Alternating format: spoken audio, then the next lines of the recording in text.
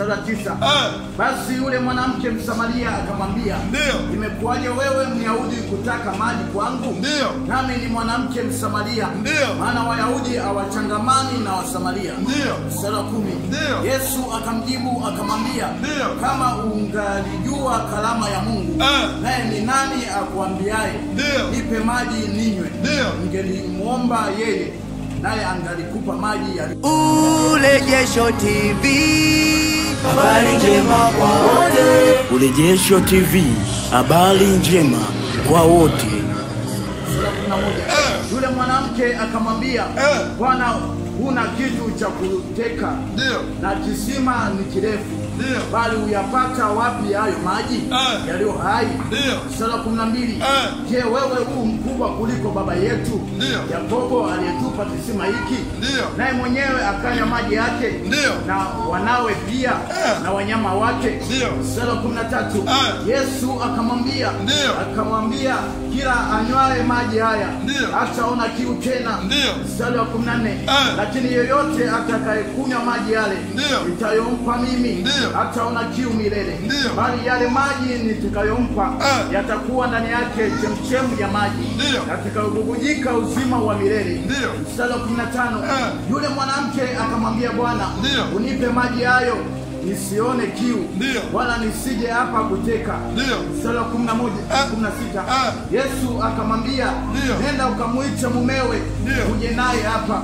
Mstari wa 17. Yule mwanamke akajibu akasema, sina mume. Yesu akamwambia, umesema vyema, sina mume. Mstari wa 18. Kwa maana umekuwa na wanaume 5, naye uliye naye sasa si mume wako.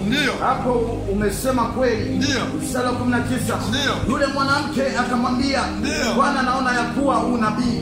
Mstari wa 20. Baba zetu waliabudu katika milima huu, naye usema ya kwamba uko Yerusalemu na mahali patakatifu kuabudia. Mstari wa 21. Yesu akamwambia, maana unasadiki sasa inakuja ambayo utakamwabudu Baba katika mlima huu, wala kule Yerusalemu. Mstari wa 22. Ninaabudu sikujua, sisi tunaabudu tunachokijua.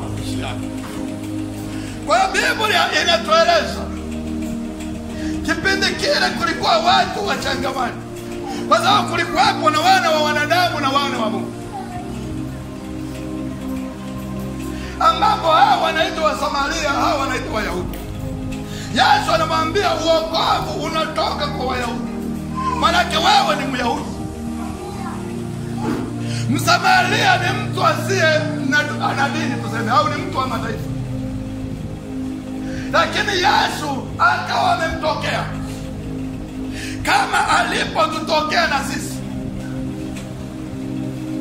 Inawezekana na sisi tulikuwa tunaishi kwenye kizazi cha Kaini, ambacho kizazi ambacho kinaishi kizazi cha wana wa wanadamu, ambacho hicho kizazi kinaishi na miungu mbalimbali. Hicho ambacho Yesu anasema wanaabudu wasichokijua. Lakini Biblia inasema yule mama, ilifika wakati Yesu wanazungumza, anamtambulisha kwamba yeye ni nani kwa ajili yake. Ndipo Yesu akamwambia kwamba ambapo lendo kamlete mumeo. Lakini yule mwanamke anasema mimi sina mwanaume. Lakini Yesu akamwambia kwamba wewe na wanaume ulikuwa na 5, hata yule naye hapa.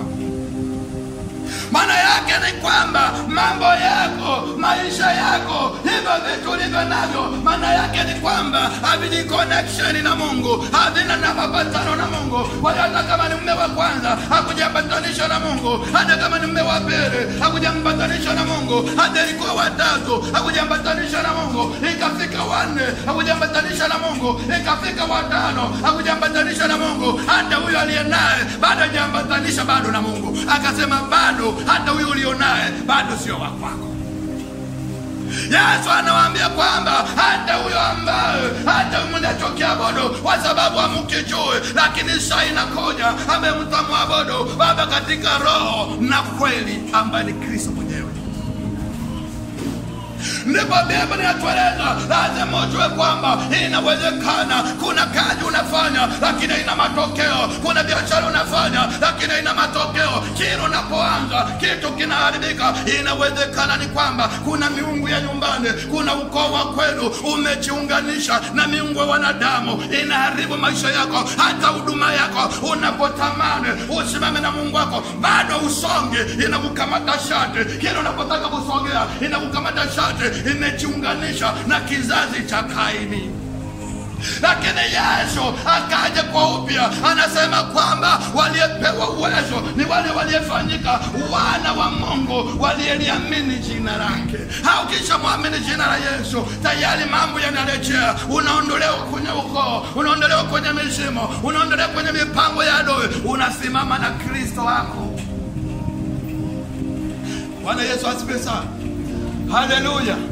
Kwa hiyo lazima ujue kwamba kuna watu wameokoka lakini wanatembea na roho ya Kaini. Bado unakuta yuko na roho ya Kaini, anakwambia mimi niko salama, lakini unakuta kwamba anafanya biashara, hakuna kinachofanyika. Anafanya kazi, hakuna kinachofanyika. Anaingia kwenye ibada, hakuna kinachofanyika. Yuko kwenye familia, hakuna kinachofanyika. Maana yake ni roho ya Kaini. Ilio wale wana wa Mungu walipojiuzanisha wakaenda kwenye wana wa wanadamu, Bwana akaiangamiza dunia. Bwana akasema sasa mwanadamu niliyomuumba lazima nifutilie mbali dunia. Kwa sababu Biblia inasema Mungu akahuzunika. Kwa nini alihuzunika? Maana ni wana wa Mungu walichangamana na wana wa wanadamu, dunia ikawa ileweke, Mungu akawa atukuzwe. Sasa Mungu akaona sina chango. Lazima nikukumbushe mwana wa Mungu kwamba bado kuna nafasi ya kusimama na Mungu wako, bado kuna nafasi ya kumuita Mungu wako, ili unaposimama Bwana akakurejesha upya juu ya dunia hii. Inawezekana mnaanza kusema tunaona kama mambo yaendi kwenye nchi. Lazima nikwambie kwamba inawezekana watakatifu wamekwisha nyamaza, watakatifu wamekwisha kamatwa na dunia. Ukisha kamatwa na dunia, mnafanana na dunia. Ukisha fanana na dunia, nani atamuita Mungu sasa? Halo? Kama mambo yanayofanyika unayofanya ndio watu wa Kaini, ndio watu wa wanadamu yanafanya, sasa ni nani atasimama kwa Mungu wa kweli? Kwa sababu lazima ujue kwamba Bwana aliwatenga. Walio waganga walikaa sehemu yao, walio wachawi walikaa sehemu yao, walio miungu yao walikaa sehemu yao, na walio wana wa Mungu walikaa sehemu yao. Ili mambo yanapoharibika, wana wa Mungu wanajikusanya, wanakuwa sehemu moja, wanamwambia Bwana, shughulika na itamo, shughulika na tatizo hiyo, jinua ndani ya familia yangu, hiyo jinua juu ya huduma yangu. Kwa sababu walikuwa mahali pamoja, kama Biblia inaposema kwamba kanisa lilipokuwa mahali pamoja, wakati liliomba, Petro akatoka kwenye gereza. Lazima nikwambie kwamba inawezekana kuna kanisa lakini watu wamegawanyika. Kuna roho ya Kaini na kuna wana wa Mungu. Ni nani atamuita Bwana? Halo? Unajua unachokifanya kweli? Halo? Unajua unachokifanya?